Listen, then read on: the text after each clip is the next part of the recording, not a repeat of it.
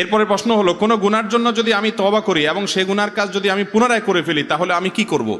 গুনাহের কাজ থেকে তওবা করার পর যদি আবার তওবা ভেঙে যায়, আবার তওবা করবেন। এভাবে করতে করতে চলতে হবে।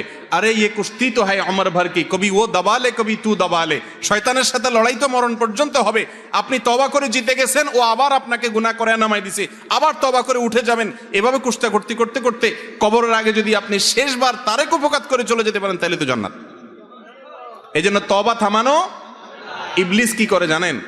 আপনি একটা গুনাহ থেকে তওবা করছেন, আর করব না, মাহফিলে আজকে নিয়ত করে আসছি আর এটা করব না, এরপরে আবার কয়দিন পরে হয়ে গেছে। ইবলিস বলবে কি, তো ভেঙেই তো গেছে, আল্লাহ কি, থাক তাহলে কর।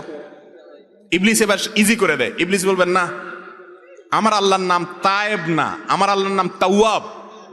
তাওয়াব মানে জানেন? বারবার যিনি বান্দার তওবা কবুল করেন।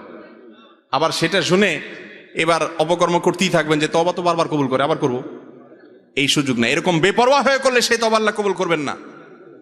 একজনের হাত কাছে ঔষধ আছে, মলম, কাটা জায়গায় লাগালে সাথে সাথে রক্ত বন্ধ হয়ে যায়। এই জন্য সে চাকু নিয়ে একটু পরপর এ হাত কাটে, এরপর এ হাত কাটে। একজনকে কিরে অবস্থা করছ কেন? আমার কাছে মলম আছে।